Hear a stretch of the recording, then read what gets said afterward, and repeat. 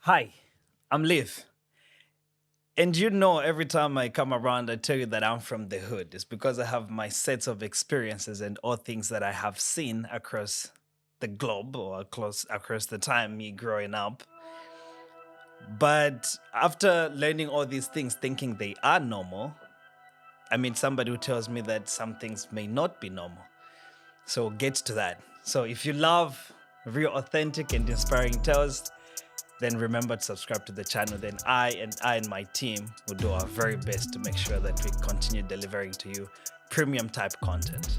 Ladies and gentlemen, we need to talk.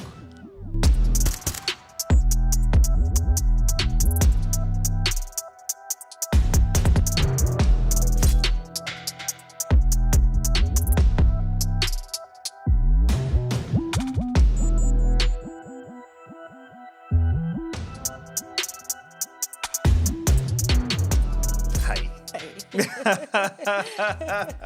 That was a really good introduction. It always just somehow comes up and stuff Yeah. like that. Amaka, why mental health? Oof, okay.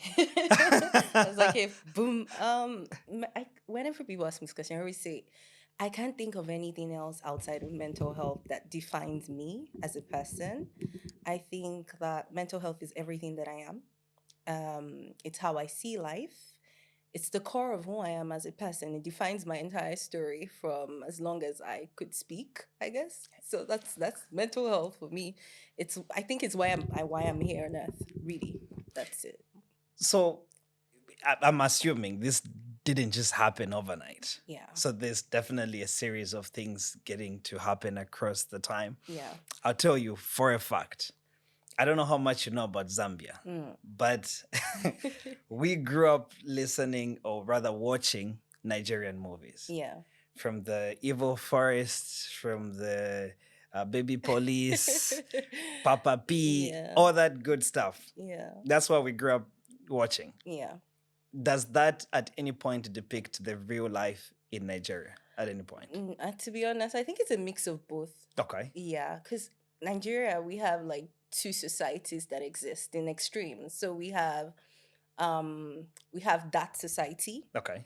and then we have the extremely, what I call it, like elite society, right? Okay. So I think it's a mix of both. And I would say there's a little world in between Yeah. where I come from and the rest of the other people come from. But I think it's a mix of both. I would definitely say a lot of the stuff you watch in African, I mean, it's really exaggerated, but I would definitely say that it does happen. So, what paint a picture for me Mhm. of where you're from? How is your upbringing like? What is the family dynamics? What shapes you as you now? Obviously, there's a set of experiences that you got Yes. through. Okay, so I'm from the eastern part of Nigeria. I'm Igbo. One of Igbo, is it the guys for money or yes, school that's stuff? the that's the money guys. I hear So that. So tell me about these tribes first yeah, of all. okay. So Igbo is Igbo, the money yes, guys. yes, the Igbo money guys. Then the The Yorubas are the educated ones. The Okay. school people, I the hear ones who something like like school. Yoruba demons. Yes. Oh. So they are those ones. Okay. And then we have the Hausas who are like, I mean, the leaders, the ones who are mostly in like the position of authority Okay. and stuff like these are stereotypes anyways, but But how yeah. close are these stereotypes to I reality? always say there's a hint of truth in every stereotype. So I I see. think it fits definitely where I come from, we're money people. So it definitely fits the ambition. It explains. Definitely It explains fits- all of that. It explains fits everything I it. need to know. Yeah. All So right. so that's where I'm from. I'm first child, the first daughter. So in my place it's called Ada. We call it Adar. That's like the first child of an Igbo family. My dad is, I would say my dad is a mix of traditional, but also my dad's an engineer. He's been working in oil and gas. So I grew up middle class. My dad gave us the best of education, made sure we had good education. Is that why you call him chief? Yes. That's why I call him, because he made sure we had, my dad raised me. My dad always wanted to have a daughter. Okay. Because I think he's always been one to prove that like women can take over the world. He believes that women Is can that take over right? the world. Yeah. So my dad raised me very assertive, very strong, very opinionated. I wasn't shut down, growing up. I was allowed to speak about things. I was very curious. I was a very curious child. And then there's my mom, who is the most my mom has the most interesting personality. She's the life of the party. She's Come full on of now. the room. She sounds like my kind of Yeah, person. she is. I Your think dad is too strict. yes. Not for me. Not for me. I want to go My and mom party. is she's not the conventional African mother. My Okay. mom is like my friend. She's I think she had me really young. She had me at 20. So she's exactly 20 years older than me. So we get along very well. My mom, she got married to my dad really early. They moved to the city that I grew up in, Port Harcourt. It's in the southern part of Nigeria.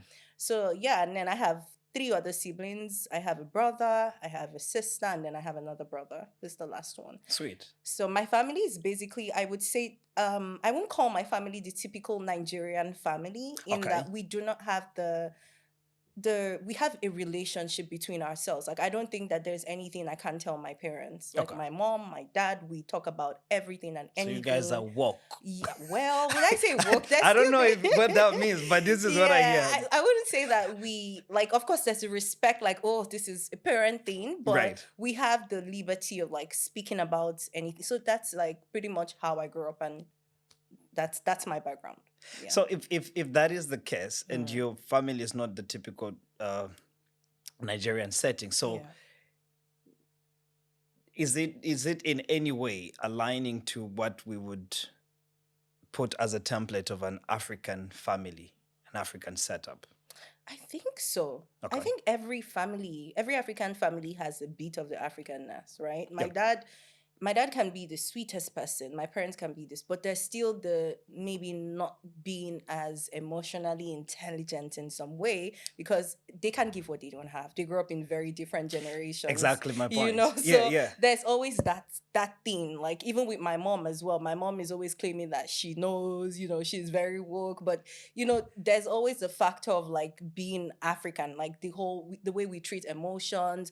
I mean, nobody's going to tell you do not cry or anything, but if you cry a lot, they'll be like, that's too much. Okay, wrap it up. So it's Quickly, it's time.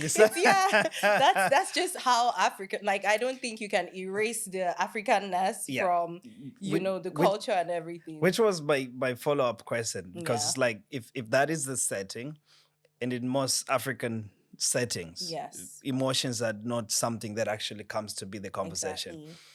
So I'm quite interested in how your setting was. Mm. Did they encourage that kind of conversation to bring it in? How was the setting? I don't think directly.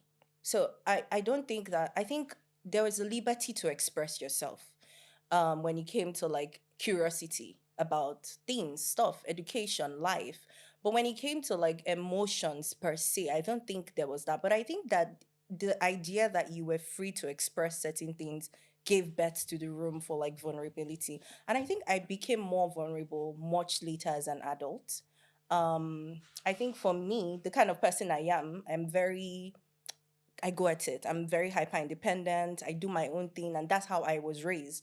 So I think for me, the idea of being able to express myself, my vulnerability and expression didn't come as a child. It came much later as an adult in terms of emotional expressions. But when it came to like life generally, school, whatever, questions, my parents were all that.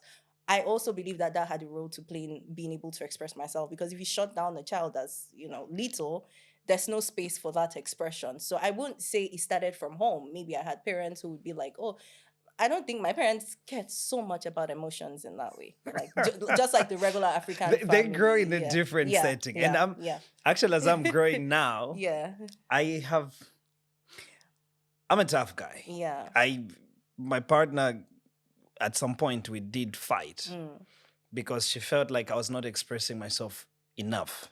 That's all of us. So then I'm like, something happens, I'll just keep quiet, absorb it for a couple number of minutes, forget about it. I don't want to talk about it. It's gone. I continue with my stuff. Yeah. And then she's like, no, it's okay to feel certain kind of way. And then as I'm growing older, I'm like, I find myself, I care. I think I'm a little more sympathetic, and I'm becoming very aware of this particular part of me. But growing up, it wasn't the case. Parents grow in a different setting, and this is not the thing. Yeah. by the time this is starting to happen, to develop in you, how do they receive it? Hmm. Hmm. That's a good question. I think I fought more with my parents as an adult. You know, Than before? yeah, because if you ask them, they would say, I did an excellent job raising you. And that's something my mom, like when I published my book, the last set of people I was looking forward to reading my book was my parents, right? Because I wasn't sure how they would How receive they would it. receive it, First, they had yes. never seen me in that light. Like at home, everyone believes that I am very strict, I'm very upright, so to read a book where I'm very vulnerable about these things that have happened in my life, my parents really took it as, oh my god, we failed as parents. That's how they took it. They took it as they were not ready for the level of Right. vulnerability that came with the book, my mom Did you have especially. to ask for permission? I had, did I? So this is the thing. When I started writing my book, Yeah, I felt like if I did go around asking for a lot of permission, I wouldn't have I written wouldn't the have. book. Right, I knew that it was something that was going to shake the core of who I am and the foundation of where I was coming from. right. Right. So I did say, I was like on the group chat, hey guys, I'm writing a book. I felt like that was permission That was enough. Yeah. enough. That's That what was you enough. need to Just know. make an announcement Yeah. I and was like, oh, continue. I'm writing a book, Yeah. and I didn't tell them the details of what the book would contain. My siblings did know I was writing, and my sister's like, so you're writing a tell it all, okay? So I was like, okay, like I'm going to write this book, like I didn't tell them anything. I didn't tell That was all I felt like they needed to know. However, when the book came out, like the draft copies came out and stuff, I did reach out to my parents and I was like, hey, if you guys want to see, I knew they would not read it or anything, but if you Yeah. would like to see a draft of my book, let me know and stuff. They're like, oh no, go for it. We support you. We trust you. Which is not true. But And it then is true. I think that they were more clouded with the pride, the general African parent pride, where my child My wrote the child book. has Yeah, she did this. exactly, But like exactly. when it came to like the reading of the book and then talking about it, and then to be honest, I had fights with my parents. I had Right. big fights. Like I had fights with my dad, I had fights with my mom because my mom was like, when did this happen? How come you never spoke to me about it? My dad, on the other hand, was like, okay. So I'm reading the book. Yeah. It's a Sunday, Yeah. Sunday morning. Yeah. I'm reading the book. My partner works up. She comes downstairs. She finds me reading the book, and then she's like, "What are you reading the book?" Because I'm not a book Yeah. person. This is a new thing to me because my work forces me to do that. Yeah. But I'm getting to love it because then Mhm. I get to learn more information and Mm. stuff. Then I was like, why did she start having panic attacks after going to school? Didn't she know that when she goes to school she's gonna be by herself? Like, Mm. where's all this thing coming from? So now I'm trying to understand. You're at home, Mm. everything is good. There's probably things that have happened in the family Yeah. dynamics. You Yeah. fight. Yeah. It's family Yeah. typical as usual. Nothing is ever smooth. You go to school. You're starting fresh start, sense of freedom, but again some kind of insecurities. Like, I don't know. Yeah. I want to go back home. Mm. How are you navigating that? I think that was definitely attachment, because as people, sometimes you think that everything is fine. And it's just that the effect of what has happened to you in your trauma or whatever has been cushioned so much by the environment that you are in, that you don't even realize how serious the damage has been done until you step out of, even if it's a bad thing that you are used to. For me, I found this safety in being around this environment. Like you mentioned, it wasn't perfect, whatever. So my brain had made peace in this environment. Right. And I didn't realize as a person how much of an attachment issue that I had found. So when I went to school for the first time, and then I'm living life with this different, then it's boarding school, different people you're having to deal with, different people from different walks of life, and you're realizing, oh, the world I live in is actually just a small bit of what is going to happen to me in society. And then you start to panic. And another thing was, I mentioned I'm the first child. So I felt I had this sense of responsibility growing up, and I target to like trauma at home. Like when anything was going on at home, from as little as 8 years, I had been made to believe that it was my responsibility to be the middle person in the home. So my brain kept on thinking, I'm not at home. how is this going How to is this going to happen happen? without me? Right. This is a 12-year-old that is outside. Like, I would have nightmares, literal like nightmares from being away from home and bad things happening when I'm not there. So it was also that sense of, first it was the attachment, it was the sense of control, and all of this coming together. Just I couldn't explain it Yeah. at the time. Now I have words for it, but at the time I just could not explain what was going on. All I knew was that I was disoriented. I was just not myself. Felt like I was living outside of my own body. Yeah. So that was pretty much what's How happening. how does this happen? Because it's only now, like Yeah. I'm saying, this is a foreign concept to me. Yeah. So I grew up in the hood, Yeah. as I like to put it. Yeah. And for me, things look like this is normal. Yeah. But now I also point certain things that, hey, this is not normal. I was telling my parents the other day that I didn't like how they used to compare me and my elder brother, my immediate elder brother. Yep. So the firstborn has got his own thing going. Second born has got his issues, the drinking problem. So, but during times of school and stuff, he wasn't doing very well. Yeah. And then I was always the template that they would use Used to compare him. And that was happening very often than not. But I was okay because, for me, it was working well. I was like, but don't you think this was somewhat affecting this other person in a negative way? And as I'm growing now, I'm like, no, I don't think it's fair. Yeah. I just like, we're not the same. I have no problem coming in front of cameras and doing the talking and fine, as long as I know what I'm talking about. And if I don't know, I will say I do not know. But there are other people, even if they know, there's just a certain way how they feel to be in a public space and stuff like that. And me understanding that, I have learned to ask for permission. And if somebody says no, you back off and stuff like that. With parents not understanding that, how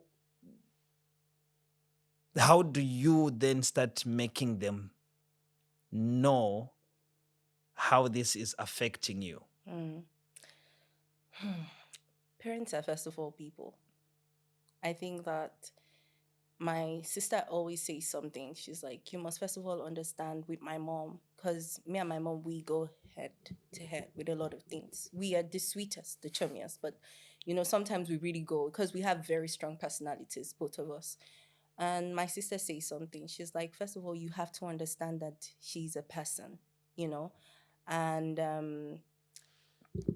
I know that we say that it's a person's duty to unlearn and learn certain things. Of course, that applies, but we should also know that we are fortunate enough to be raised and to exist under different circumstances. Right. We're empowered with information, of course. We live in a much more liberal society than they did. My mom always says, I sent you to school so that you can learn the things that I didn't learn and I didn't know. And this is not making an excuse for any behavior, but it's also extending grace to them in that way. And I think we're already doing it, like in terms of having conversations and being okay with talking to them about, oh, look, I did not like this. Now, I don't think 10 years ago I would have been able to sit with my mom and say, hey, I didn't like this. But now, because of course people are now aware of like the different society that we exist in, is much easier for them to have those conversations, but also giving them an opportunity to unlearn things by themselves. And if they don't, honestly, this is hard, but just leaving them alone, really.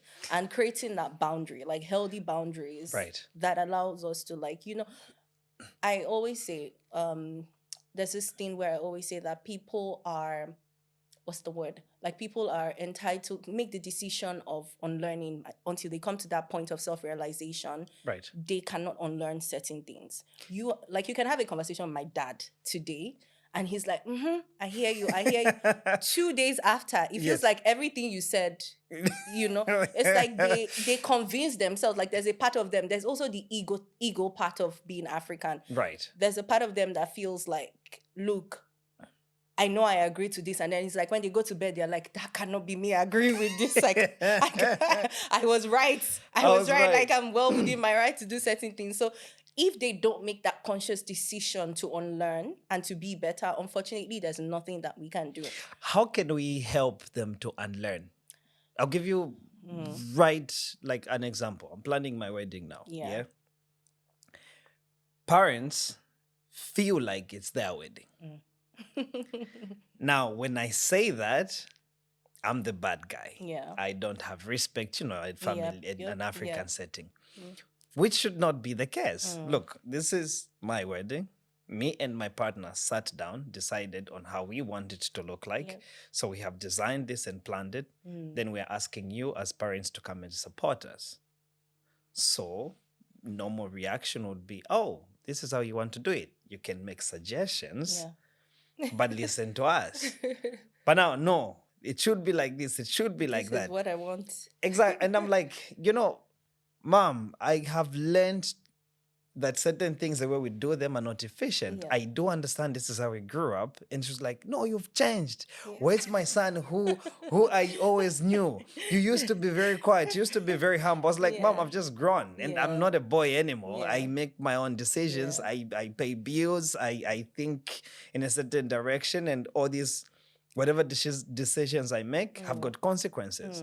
So when I'm deciding this way is because I am willing to take the consequences that come with this.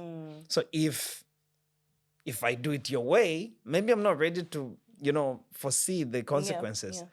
How can we make them unlearn that particular attitude? With African parents, you have to break their heart to liberate yourself and be independent. I'm serious. Look, there is something I regret not doing as a teenager. I conform a lot. Okay. I feel, I'm the ideal child. I'm the parent's ideal child. Like, Yeah. if you put this law, don't touch this, I'm not going to touch it. Now, sometimes I wish that I had a little bit of rebellion in me. Yeah. Compared to I my- call that a little bit of some hood. Yeah, compared to my younger sister. My Right. younger sister, on the other hand, she's not rebellious or anything, but there are things my mom can tell me that she dares not tell my sister. Because personality-wise, my sister is more assertive. She wants this done this way, and that's She's how gonna it's get going it. to be done, Yes. right? If you're not going to come for the thing, that's it, right? That's how she is. Now, what that has done is that as adults, my parents have now learned that, okay, when it comes to this person, I have a say in this, I get a chance to do this, but when it comes to this other person, I can't really say much. So what I think is that we have to break their heart a little bit. It's going to hurt. You probably look like a bad person, but not Right. in a bad way, but just, sometimes, like, when my parents tell me, I'm not married yet, I'm not even planning a wedding now. Yeah. But like, when I talk about my wedding or how I want things done, and someone says, oh, you're not going to do it, I'm like, are you going to bring the money? That's the question. And I'm if like, you say that, you're a bad person. If you're paying for the wedding, or if you're doing anything, like, that's fine. Maybe we can do this way, this thing. Some people will go the diplomatic route. But Right. one thing with African parents, if you give them this little finger, they want the whole arm. So you have to learn how to be, not in a disrespectful way, but just asserting letting them, because you will always be a child to them. But don't you think they're very manipulative? They Because this is are. what I think. They And I think are. it's really unhealthy stuff. It's like when you go against them, and here's the thing, you don't mean to be disrespectful. You're just saying, hey, this is not my thing. Yep. I don't want to do this. I can pick some good part of what you're saying, but I don't want to do it this way. Quick example again about the very wedding thing. I said, hey, look, I know it's a really, really thin line. Yeah. I said 100 people. They said, no, 100 people is just like from my family. And now you need your father's family. I was like, look, not all my friends are even coming. I haven't Yeah. invited all my friends. And just because I haven't invited you does not mean we are not friends. Exactly. You're just not invited to the wedding. And hey, you have had birthdays that you didn't invite me as well, which is a normal thing. But then they become very manipulative. And this is not a good thing. So how do we then change it? Because now there's their time, which this was normal. We are living in a modern day. Yeah. And this context has to be shifted. Yeah. How do you perceive it as opposed to 10 years ago? How do you perceive it now? I think now there's so much liberty. I think especially for us who do not live and exist in the same environment as our parents, parents will always see you as a child. When they see you, they see a child. And you have to make a conscious effort to make sure that they now see you as an adult. when I'm relating with my mom, sometimes I'm like, we're talking as two adults now. Yeah. I see you as Sandra. Yeah. Like, I see you as, I see your flaws, I see your excesses, I see your good side, you see my good side, you see my excesses. We're adults and we're having a conversation. Now, when we have those conversations, I think that hero complex, or that thing of like, oh, I will, when we're little kids and we're like, oh, I will report to my mom, I report to my dad, that sort of made them feel in a way like I still have this control over your life in some sense. Now, when I make decisions independently, there are sometimes where sometimes I would call my mom and be like, what do you think? And I'm like, no, I'm not gonna, like, I would do this by myself. If I fail, I fail in this area. If I do it well, I do it well in this area. Because sometimes the more what's it called? The more access you give them into your life, the more they Right. have like that control over your life, right? So now I'm learning how to create my own independence. If I'm making a wedding decision, or if I'm planning a wedding, I think I've gotten to a point where I'm just going to be like, oh, mom, I paid for this venue. Like, I'm like, Yeah. mommy, I paid for this venue. Right. And then before she's like, oh, I was like, oh my God, I'm so sorry. I forgot to tell you I already paid for it. Or maybe sometimes you just control. I mean, I could even throw in the partner card, like, oh, my partner's parents, family, they think this, or Yes. just some sort of conversation where you're sort of making them understand that I don't really have as much power as I think I have. I had a fight with my mom once where I told her I wasn't going to invite her to my wedding. It was a big fight because I was like, oh, I'm going to have a strictly by invitation wedding. Yeah. And she's like, yeah, but I want to invite this. I want to invite this. I'm like, then you're not going to come. And then she started crying and she was calling my sister. And my sister was like, but that's her wedding. Thank you. That's This is her hers. wedding. That's how she wants. I'm like, this is how I want to remember this event Yeah. in my life, right? So you have to, and now because that big thing happened, now she's more lenient. Like when she's like, let me not say anything before you people will say that I have said. So she now learns, like, Yeah. she now knows you're an adult, you have your own decisions, and it cuts the money. I see between lines. Like, there are times when my mom is trying to be a bit manipulative about stuff, and I'm like, no, mom, I'm not this. It's not nice. Like, even in the most respectful way. Yeah. Like, mom, I'm not. This is not what we're doing now. Now that this is how it's been with parents, Yeah. and moving forward as you have grown, now you're more aware about these things. You've Yeah. developed some more ways to defend yourself, how to structure those conversation and stuff. In the book, you did mention the part of you have this thing of attachment. Yeah. If I attach you, my person, I hope you'll be my person. Just get attached to me. Then I know I can always call Amaka. Where you feel like Yeah. this is your person, you Yeah. are with them, Yeah. and all this kind of stuff. It triggers me to think about hyper individualism. Yeah. Do you think this thing in our generation, particularly, of it should be me doing this, do you think this is bringing more of people not stabilizing with their mental health? Of course. I think that people are created to exist within a community. And in terms of attachment, because I did mention in the book, like you said, that I'm the person who wants my own person. Right. And you can't own people, right? You can't own people. You can't say, this is my person. You don't have a right of ownership to people. But what you do have is community. And when you're tossed in a community of people, whether it's in work or a church, or like, it gives this sense of, what is the word called? Like, the fact that you know that you can exist in this space, but you can also have your own, like your own space. And you can make decisions that are both factoring in your own independence and also a sense of community that you can run to and say, hey, I need you for this. And that's why I'm really grateful for our generation. I think that, yeah, I mean, COVID happened and a lot of people went into permanent isolation where they're Right. like, I don't want to talk to anybody. I just want to be by myself. I want to do that. But I think that now a lot of people are more open to community in terms of like being around friend groups. People have house parties. People have different events. Like, I have different activities with my girlfriends where we hang around. We don't even have to be best of friends, all of us, but we have book clubs, we have communities. And I highly encourage that because I've been on the side of life where I lived with myself. Like, I am the person who would go out and be the life of the party with everybody, and then I'll go home and shut people out, and I'm dying in silence and I'm alone. And honestly, that doesn't help, because depression feeds on isolation. Every form of mental illness that exists feeds on isolation. The more we shut ourselves out, the more we say, I don't want this. I don't want to be around people. I mean, it's okay to be introverted, but at some point you need to put yourself out there in terms of community, finding your own people, finding what works for you. Carve your own niche. Like, you don't have to be around everybody. But it bugs my mind. Like, we have phones. Yep. We are connected than ever. Yeah. Why are we lonely? Why are we depressed? Because when the lights are shut, it's still just you in the end. Nobody else. At the end of the day, once you put down that phone, the reality of everything that you're dealing with comes back. It doesn't go away. It can be temporarily stopped by scrolling but at the end of the day, if you're not dealing with your problems alone, they will come back to haunt you. So yes, we can have 10,000 followers on Instagram. We can be doing excellent in our job. We can be high achievers, but innately we are lonely because we haven't addressed certain issues that are within us that we are not looking at. Man. Yeah. I'm a people person. Yeah, I meet my boys, and here's me. I'm gonna call you.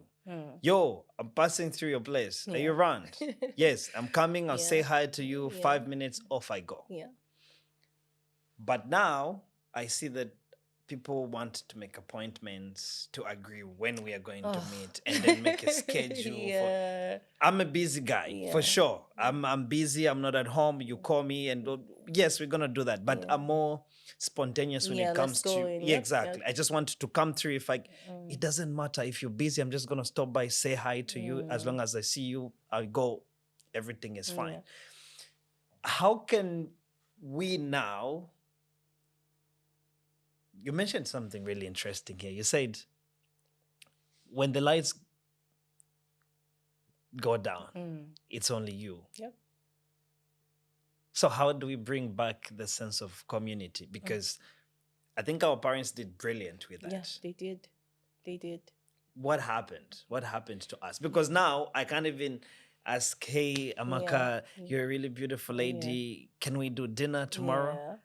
We have to go and swipe each other left and right for you to be able to feel me. But like, if I meet you now and I tell you that, you say I'm a creep.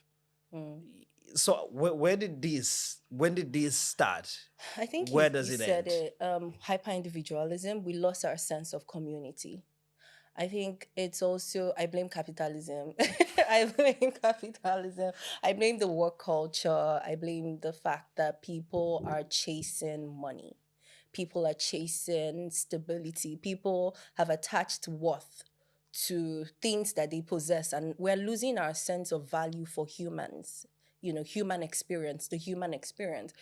People have put up these walls that have made it seem like, especially again, social media plays a role because you're seeing everybody's life looking perfect, quote and unquote, on social media. Right. And there's this pressure to make your life or carve your life into that space, or else you can't go out. We're missing out on the simplicity of, like what you said, hey, can we go out for drinks? Right. It feels like you have to calendar it. So I think it's, again, finding your own people, and I think it's also for us as people to rethink the importance of the human experience. And I know COVID did some bonding in terms of the fact that after we got out from COVID, a lot of people started realizing how important it is to come back together. But I also think that it's important that, especially for the people that matter to us, to always create time for people. I'm not saying don't have your calendar time and not set boundaries. Those are important. But sometimes just put the walls down.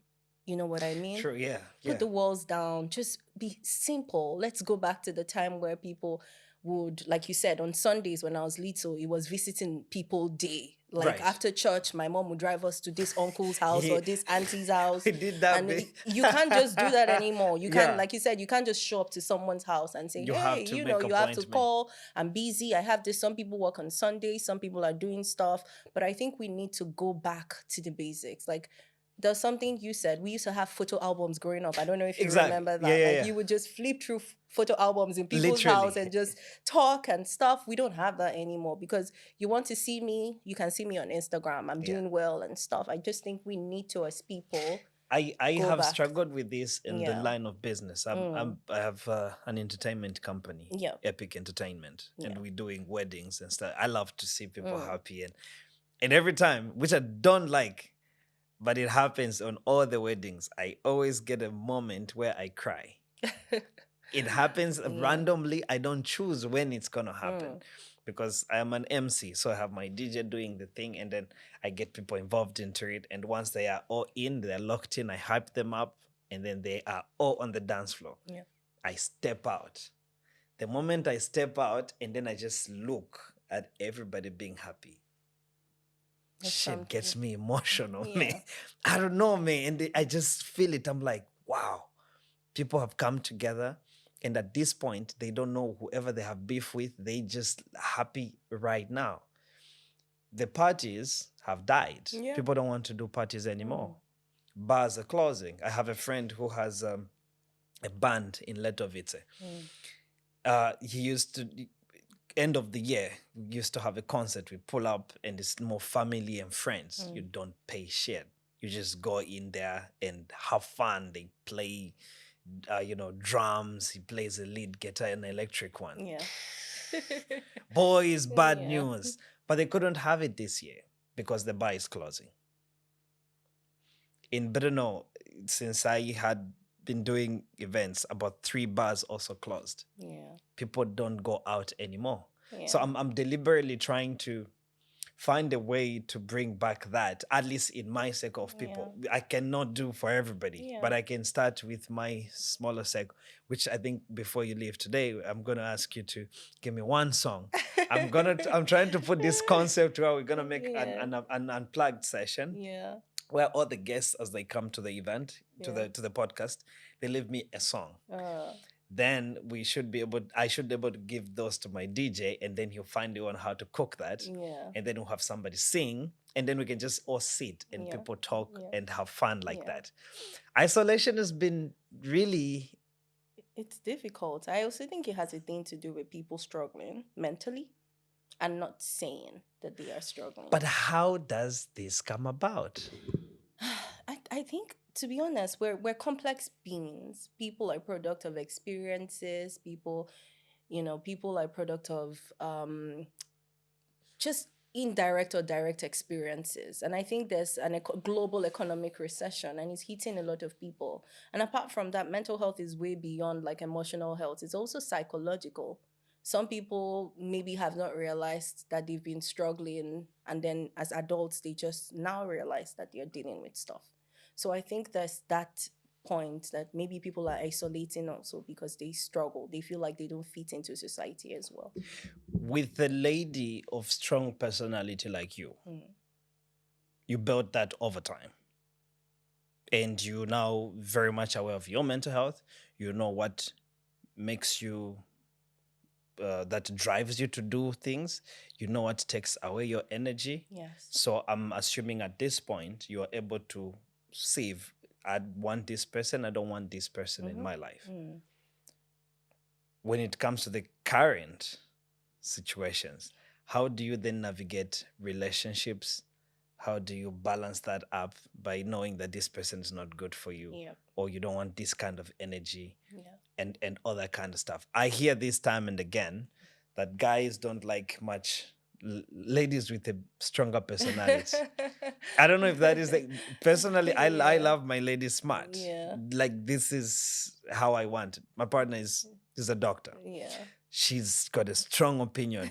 We're gonna fight. It's like, I know I'm right, but she's not gonna just give up. But at least at the end of the day, she knows. She'll be like, okay, I think you are right. And we're able to sit down and, agree to that. How do you navigate that now, being very much aware of yourself? You know what drives you, what gives you energy, what doesn't, to make sure that you're able to somehow navigate yourself in that conversation and have healthy boundaries? Like you said, I think it's about being around someone and people who accept me for who I am. I think one of the things I used to check if this is my person or my people is, am I able to fully be myself around this person? I think in the past, I always used to feel like I needed to shrink myself just a little bit. Maybe I'm too much. Yeah. Maybe I'm like, when I was much younger, I'm in my late 20s now, so I can say when I was much younger, I used to need to like Yeah. shrink myself, like, oh, what my values are, the things I love, the way I have opinions, strong opinions about stuff. I need to shrink myself.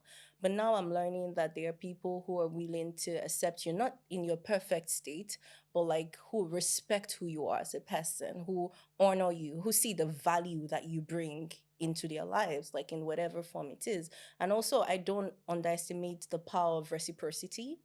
Like, I need to be around people or a person who pours into me as much as I pour into them, Right. in terms of whether it's service, you serve me, I serve you, because life is about partnerships, right? Right. Someone who serves me as much as I serve them, someone who stands for me as much as I stand for them. And I'm learning, because I grew up very hyper independent, to be around people. Now I know that a need for me is that I want someone who sort of like lets me relax, like be in my most, I'm a very playful person.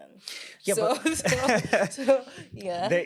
I think this is me seeing you from a distance. Yeah, and how I see how you do things. I think you have a strong personality, but at some point still draw back into your femininity. Oh well. How do you do the balance? Because now people are just like going, it's like, oh, Yeah. women should be doing this, I'm like, yes, women, we Yeah. are actually here for you. Yeah. We want to support, well, at least me. I hope all the guys feel the same way. But then women's like, it's a women community, women should be able to do this for women. I'm like, but where is this thing coming from? Why so much rage? Yeah. Like, how do you create, this is at least me again saying, Yeah. from a distance, I think you are able to have that strong personality and still draw back in your femininity. How would you advise people to kind of navigate that based off how you do it? I I think when it comes to matters of women and experiences, I think that the rage that exists is because of the injustice that has been endured by, the women over time. Okay. And I think that I had a conversation with my friends the other day, and I think I sometimes, if you're not careful, you tend to throw yourself into this space where it's okay to be angry, but Yeah. like, what do you then do with the anger? I don't think that because women have gone through so much injustice in the past and a lot of things have happened, that means that I don't deserve happiness. And that means that I don't deserve love. And that means I don't deserve certain things. I am a feminist. I strongly believe in women's rights and justice for women. I shun everything that is misogynistic and patriarchal. But I do know that I still deserve good in this society, and I'm trying to create a society where my daughter can exist and be happy. You know what I mean? So I think for me, it's about shifting the struggle inwards. I can be angry for someone's story, injustice, but that's not me, right? Right. My reality is different. My reality in terms of like what exists, like the consciousnness to shift back to what's happening around me. You know what I mean? Right, yeah. Like with my brothers or my partner, there are times when I go hard on my partner and I'm Yeah. like, this, and then later I'm like, sorry. I'm sorry. I'm sorry. I That was actually my do feminine. I like you, And I'm like, We're actually still do good. like we're good, But I like, so with that, I'm learning like there's grace, Yeah. in that space. And I think generally femininity can be anything. There are women who are really masculine. And I Yeah, think that's yeah. the expression of femininity. Yeah. On the other hand, I think because of my mom, I was raised very ladylike. Like I was raised, I mean, in the traditional sense of what people call being ladies then. Like my mom raised us to be like, oh, walk this way, it's this way, be this way, like this, like that. It has a lot to do with where I'm coming from. Yeah. But when it comes to the angry, I can be angry.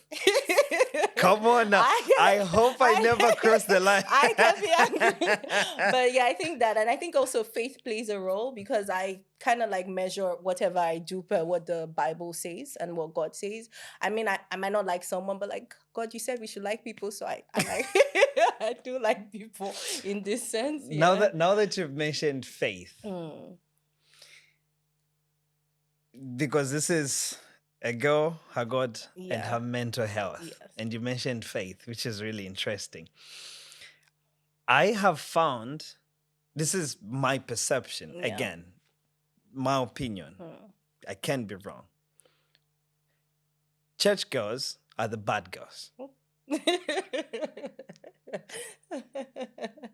This is my statement. I don't know. I hope I'm Oh speaking my for a God. lot of people, but this is at least how I have seen it. And then now I don't know how this comes about.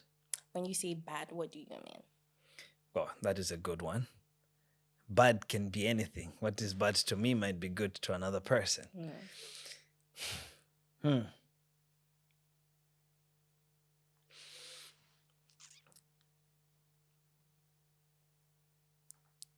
People who profess much about faith Yeah. are the least kind people. They're very unkind. They're very rude. They gossip a lot. There's a lot of negativity that falls behind them. Yeah. This is my experience for a lot of people that I've met with church. Mhm. Now, I'm Christian, I go to church, I question certain things and I need responses for them. So if certain things don't make sense, I cancel them out and then I focus on things that are really reasonable. Yeah. If you read the Bible and you understand this, then apply. Yeah. I'm not strong on listening to somebody doing the talking and other stuff because people have been lying. People have been saying a whole lot of things. But I'm like, God didn't tell you that. You made that stuff in your mind and you come to tell. So I see this with most people, like church and stuff like that. How do you differentiate to say this is a spiritual thing and this is a mental health thing? Yeah. How do you put those? Are you finding is the God coming through because you grew up in that setting? Yeah. And there's the mental health, which is what you're learning, and how do you balance that? First of all, bad people exist everywhere. Okay. I'll start with that. People who are bad. It's just the world we live in. People are bad. I always say that a church, and maybe this sounds cliche, but a church is like a hospital. People go to church because they're in need of healing. And again, this is not a call for anybody to use that to mask wickedness or because I think there's a need for accountability. Right. The core of Christianity is in people's deeds. Like you see people, by their fruits, by the way that they behave, this person is in Christ. But again, that doesn't mean that they are people who are imperfect. I think for me, my journey with faith, I grew up Christian. I would say, like, my parents are not the most religious people in that sense. I found Christ, like I found Jesus for myself. I went on my own journey. I did have the background, of course, but like I think that I've always been very curious about stuff. Like I had questions about things I wanted to know. I grew up Catholic, and I was going to mass, I was going to church, and I just had questions. But about 7 years ago, I decided, you know what, I'm going to go on this journey of finding, Christ and Jesus for myself. Right. And I think that in that space, because of the fact that I then realized, okay, this is Jesus, this is me. I've started to find what my purpose, because I think that my faith is the core of who I am. God created me. He created me for a reason. Yep. And then when I started to look at my story and I started to see where I'm coming from, it started to make sense. Maybe all of this happened, not even maybe, all of this happened because God wanted me to do this. So my purpose started to exist in that space of like getting to know God and asking questions and, studying the word of God for myself and just seeking, because the Bible says, if you seek me, you'll find me, right? So like asking and going on that journey and saying, you know what, I need to know God for myself. And I think it helped, for me, it did help a lot that I really didn't grow up in church, because I'm so sorry for people who have church hurt. I Yep. think that cushioned me a bit, because I was kind of a bit more naive about what happens, the politics and the things and the whatever Right. that happens in church. I was just like a blank template for God to use, right? In terms of, it's a different thing when you're healing from experiences in church. Unfortunately, I didn't have that. I had more like a blank template of Christianity. So I started to know God. I started to connect deeper with God, whether it's the word, whether it's in prayer, whether it's in purpose. Like I started to see why everything that happened to me happened, even up until this point. Right. The more Right. I would tell you, for one, when I started working with mental health, I didn't know what mental health was. I didn't even call it the name mental health. What was it? I was just doing stuff for safe space for people. What's And then Right. about 4 or 5 years after, I had my major mental health episode. And I was like, how did I know that I was going to get here? Like, it took like 7 years after. It was like God knew. In fact, if I didn't know about mental health, maybe I could have been dead by then, because I would not have an answer to what I was going through. Right. So that was how I started to see things in my life. Like, now, even there are days when God just brings people to me. I've never met anybody ever like, oh, I'm going through this, I need you to help. And then I wrote this book, and people have been reaching out to say, this book has helped me. I feel a sense of purpose, because Right. there has to be, someone who knows me and who loves me enough to guide me in this way, enough to write this book. And I don't personally believe in coincidences. I believe in orchestrations. I'm like, if this happened, it happened for a reason. God Right. put me on this path. God let me meet this person. God allowed this to happen for a reason. So for me, my journey with faith is very personal. So I understand it being very personal. I think that's what it should be. Yeah. If you believe in God, it has to be an individual path, and you have to follow that particular path and do things like that. But how do you distinguish what is mental health? What is somebody is mentally troubled, and what needs to be prayed for? Yeah, that's mental health is psychological. It's not. I think that's what I try to teach people now. You can't pray away depression. So let's do this. Yeah. Let's try to redefine this. Yeah. What is mental health itself? As this is a mentality that is health, Yeah. Yep. Mental health is the psychological well-being of an individual. and this could vary from Yes. person to person. Yes. It's not emotional. Emotional health is a person's happiness or sadness or, whatever. Mental health, there has to be a consistency in certain patterns for it to be defined as a mental health. When people say I have, for example, I have OCD, right? There are symptoms that have to be consistent to define it as. It's like someone saying I have cancer, right? But like mental health is more psychological. Okay. Now, this is the line between religion, like in terms of spirituality and Right. mental health. There's this doctor, I'm trying to remember his name. It's Ben Carson. Okay. Ben Carson is a Christian. But that doesn't mean that he would not perform surgery on people when they have like he's a Right, surgeon. but like the Jehovah's Witness, my auntie died. Yeah. Like that. That's a different conversation. Yeah, I'm sorry. I'm sorry. It's just that it hurt my. Yeah. When it happened, it looked Yeah, normal yeah. because I was young and Yeah. it was okay. But Yeah. now as I grew up, I was like, Why that did was that messed up. happen? It was Yeah. like Yeah. she needed blood transfusion, Yeah. and they said they cannot. Yeah. So people were waiting, and my auntie died just like that. And I Yeah. was like, this is religion. Yeah. I'm not throwing shots as the Jehovah's Witness. I'm just saying, I know what you mean. what are you believing in? Like, Yeah. what is all this, Yeah. and where is it Yeah. coming? So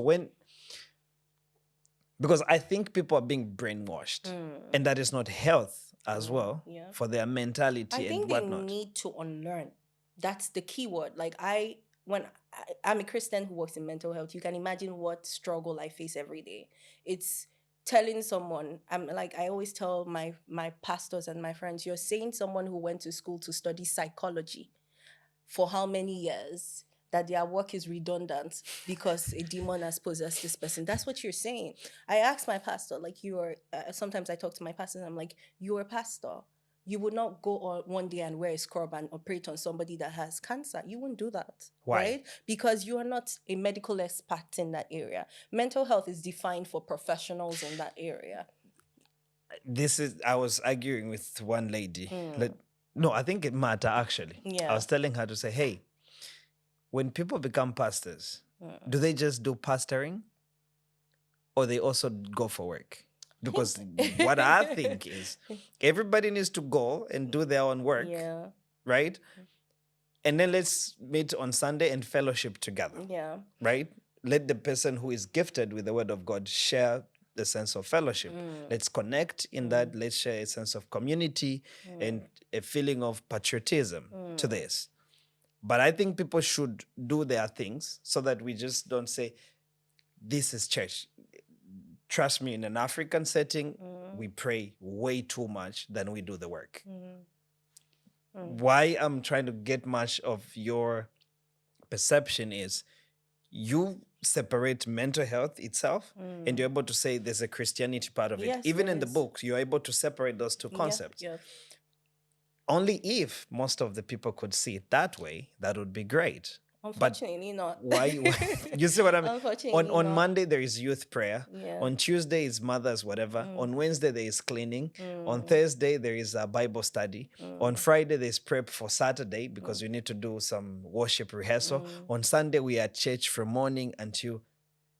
What time are you reading a book? Yeah. What time are you building your, Yeah. yourself and stuff like that? But I'm like, somebody's definitely playing on these people's mental to feel guilt for not going for this, because now if I'm not coming to church 3 times in a week and I'm just coming on Saturday and Sunday, I'm not really serious about my church. So I'm trying to find a way on how can we break this. I think it's all like I said, it's personal. The reason why I would show up in church 3 times a week is because, first of all, not because anybody says you have to show up in church, right? It's also because of the value that maybe I place on it. Okay. Do you get what I mean? Yep. So I think that there is, again, when it comes to the journey of mental health, like you did say, there is a spiritual angle. We believe God can heal, right? We believe God, we trust God for healing. We trust God for, if I believe that my faith is the core of who I am, I trust God to heal me. But that doesn't mean that I shouldn't look for resources. God has provided a lot of resources. Doctors are resources. Therapy is a resource. All sorts of things are resources that you can go to, that God has given you. In fact, it's foolishness to not use those resources and utterly depend on, what's it called, praying and praying away the depression and praying away the anxiety. And this is, your nervous system is involved. You're a person with, you're human. There's a complexity that goes on in your brain. Your brain has chromosomes. Obviously, something has shifted. Something has changed that has altered the way that. Can God heal? Yeah, God will heal. But it also depends on how we then use the resources that God has given us. God could heal through a therapist. God could heal through all sorts of things. So I think it's the level. Again, you mentioned something. In African society, we are not really, as Africans are not the most exposed in terms of the way that we think. We don't ask questions. We just go with whatever seems right. Yep. So the average African is not built to think independently. It's okay I love being in church, right? I love being in church because, first of all, I engage with people, like-minded Christians. It's also an opportunity for me to fellowship. It's also something I love doing. I'm not in church because someone has said, oh, you have to. I think when anything involves guilt, when someone starts to use guilt to control a narrative, that's no longer God, because God doesn't operate through guilt or shame. Right? I've had people who come to me and be like, oh, I want to do therapy, but my pastor. I'm like, what do you mean your Exactly pastor? my point. You like, get what I'm like, saying? What do you mean your pastor? Yeah. What do you mean your pastor? This is your health at stake. Right. If you've ever seen someone who has struggled, and I'm not talking about, maybe I'm not undermining any form of mental illness, but there are spectrums, right? If you've seen someone who has struggled with schizophrenia or whatever, right, you're not going to lock the person up and say, be praying. You will take person to the nearest psychiatric center. You know what I mean? Yeah, or but something. We say they have demons. Well, my point is, at the end of the day, sometimes you hear people talk about, oh, their demons has possessed this person, and then you run a check and you see that there's something wrong with their brain. So who is lying? You know what I mean? I'm not saying that demons cannot possess a person, but I'm also saying there are practical times. There are times when someone genuinely needs to see a doctor. That's why God gave psychologists, psychotherapists, and all of those people the gift. Go to school, learn these things. Doctors, when someone goes to have cancer or stuff, and then there are people who say, oh, cancer is a demon or whatever. But we have people who are medical doctors. A lot of people train their kids to go to school to become medical doctors. If you don't think that field is important because, then why do you think that psychologists and psychotherapists and all of these people don't have their place in society? I think women have done brilliant with this. Yeah. You have a community of women. Yes. You sit, you meet each other, you tell stories and stuff. Guys, on the other hand, do not have this. Are you only focusing on women? No. That? Or guys can be... I can bring my boys. Absolutely. We got to come to your... The funny thing is, because I ran a mental health awareness, foundation. I ran for 7 years. Exactly. But only more... Okay, I can almost guess that 80%, No, amen. they're men. Yes. This is Funny brilliant. enough. Funny, This is brilliant. my first ever event I had, there were more men than there were women. Most people who call me to talk to me are more men than women. That's the funny thing. And I think that it's a good thing because It's a good thing Yeah, because that's where I was going with exactly, that point. I because- was like, guys, we mostly would not express ourselves. Yes. If you are having the conversion to more men, then it's Yes. more brilliant than I actually I thought. think it's interesting because first of all, I don't take it for granted that people consider me a safe space to be able to talk about stuff like this because Right. it's a big deal. But I also think that with men or with the people I know, I think most times people just need an outlet to be able to talk about how they feel without judgment, without the expectation, right? I see people as people first, you know. There are times when I have men who call me and like, oh, I'm not doing this, I'm not doing that. I'm like, who put that expectation on you? You know what I mean? I'm Exactly. like, yeah. who did that? It's like, who did? I'm not your mother, I'm not your father. We're here to talk. Let's talk. You know what I mean? Let's have conversations. Let's talk. I remember like a few years back, I had this guy call me, and he's in such a good place now. He's married. His wife just had a baby, and he called me. And that day, he was talking, and I could sense like he was struggling. He didn't want to cry. I was like, you could cry, right? You could be yourself. You could express whatever. He was like, oh, I listened to your podcast, and and I see this guy, and he's all macho, he's buff, and I'm like, this is a different person from the person who called me this evening. And, and now I see him and he's in such a good place and he's in therapy and he's in stuff. And, I'm so happy for him because there's this expectation that society has placed on men in terms of how they need to look, how they need to be. And I think that I'm grateful that we're leaving behind to a large extent, that stereotype in some ways. But like, it's okay for men to be able to prioritize their mental health if as you're well. if you're gonna cry as a guy to the boys, you're gonna say you're gay. Why? Of course. Why are you crying? So I really love that women kind of are able to get to each other and express this. Absolutely. And on guys, it's not really as much. But now that you're telling me this is the case, I think it's I really wish most. I don't know where that is happening, which is brilliant. I only wish that most of the guys can actually get into that stuff because of the part of the expectation that you're saying. Men also need to create safe spaces for themselves as well.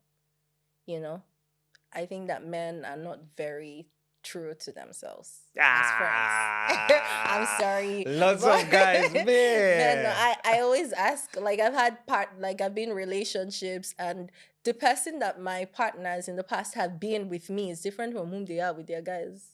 I'm like, do your guys know that this is you? But you see, you make it really difficult for us. I'm like, why are you? I don't know that they have that sense of, I think there's that expectation of who I need to be. I mean, they argue a lot of times, like, no, I can tell my guys everything. Are you sure? Okay, but look at this. I'll tell you this. Like, this is a real story. Yeah. True story. I come to Czech Republic 2018.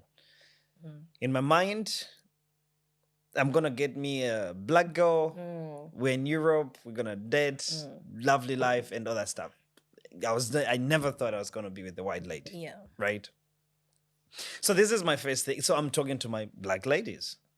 Now at that point, well, we broke, all of us. So I'm not in their radar, right? Yeah. So then with time, you get to hustle up. You work for, this work. You work in KFCs. You're doing some production companies and blah, blah, blah. You build yourself and now you're in a good place. Somehow along the way, you get to meet somebody. And it doesn't matter whether they're black or white. And as long as they believe in what you're doing and then you build something beautiful together, that becomes a healthy relationship. Yeah. Then you receive some kind of resentment from the girls now. That the time that you came, it's like, oh, first of all, you sold out. Or it's just like, oh, you went with the Beckies.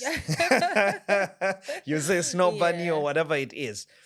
But I'm like, there is this expectation that you had for me that time.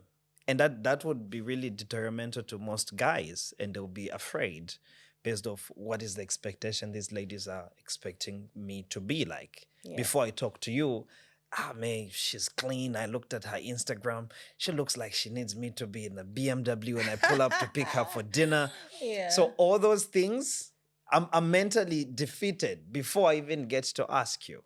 Yeah. So this is the part where guys kind of, they put this particular profile. Yeah. But then when we come to the guys who be like, man, this girl, man, I can't go to this restaurant and all that kind of stuff. I'm very real. I'm like, hey, dude, we're not going to that restaurant. I can't afford. You have money? We can go. That's with your partner. Yeah, like, yeah, from with my another person. If you have money, we can go. If not, I'm not going there.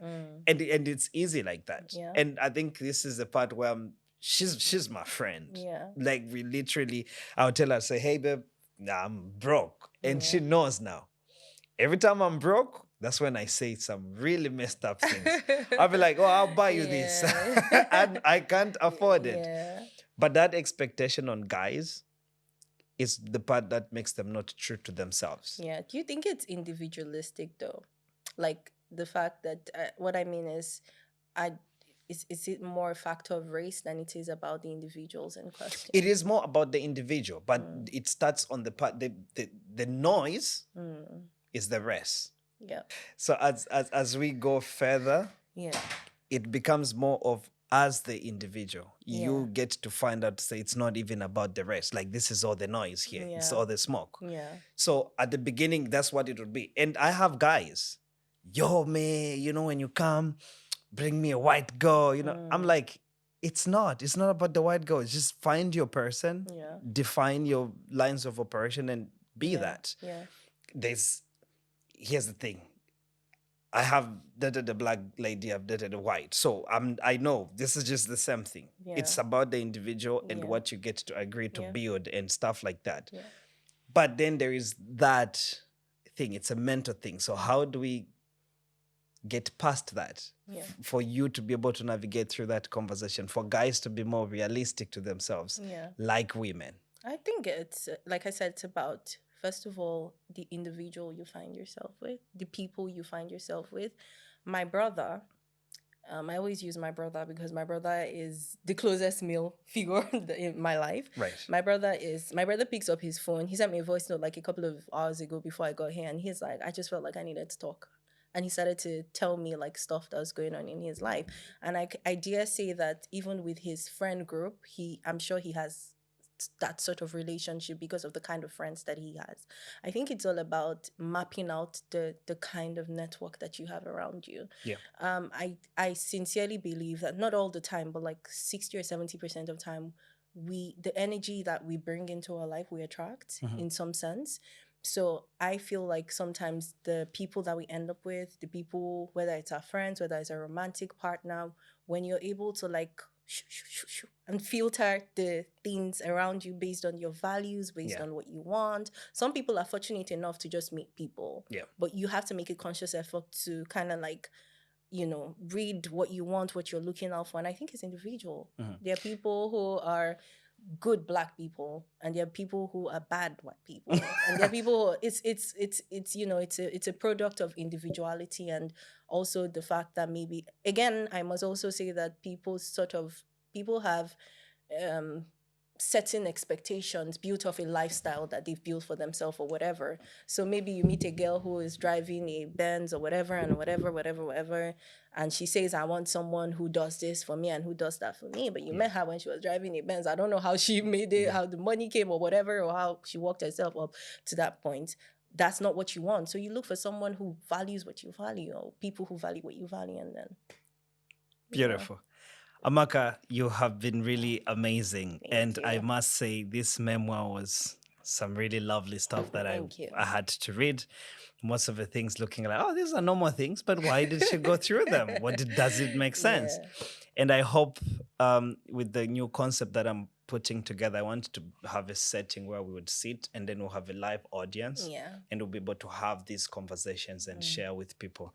I hope you join me on that journey. Good. I'm looking forward to and that. we're able to support that.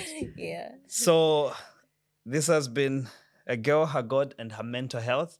I think you guys need to check this out. It's there on Amazon. And she's also writing another one, The Grief. I haven't yet. Yeah, Dear Grief. Dear Grief. It's out Dear already. Grief. It's out already, yeah? Yes, it is. And you're working on another one? Yeah, I am. But so you should check it out. So Amaka, I want you to tell us where we can get these. Tell us everywhere where we can follow you to be able to participate into your mental health sessions and all the stuff that you can be involved in? Okay, so I have a lot of stuff going on. The book first is available on Amazon. For people who are in Africa, you can buy the book on off Amazon store in Africa, but you could also buy it directly on Seller. Also on my Instagram, there's a bunch of links of where you can get the book on different libraries in Nigeria, in Ghana, in different parts of Africa. My Instagram is at BellaE34. I also have a podcast which is called Can I Be Honest with Bella, where I discuss about life and everyday living. Oh, invite me, please. Yes, I will. It's an audio podcast, so you could connect on that. And yeah, that's it about me. There's more coming up in the future, so Ladies and looking gentlemen, forward to that. yeah. A girl, her God, and her mental health. Please do check it out and have fun. And I wish more guys open up. You're not gay. You're just opening. You're just opening up with Amaka. And she's a lovely lady as well. So you get a chance to be able, to hear from her and be able to open up and be in a safe environment. So I hope we have fun reading it and checking it out. Otherwise, it's been a lovely one. Amaka, appreciate that. Thank you. Thank you so for much. having me. Ladies and gentlemen, it's been lovely having this conversation. Thank you for staying with us. Until next time, cheers.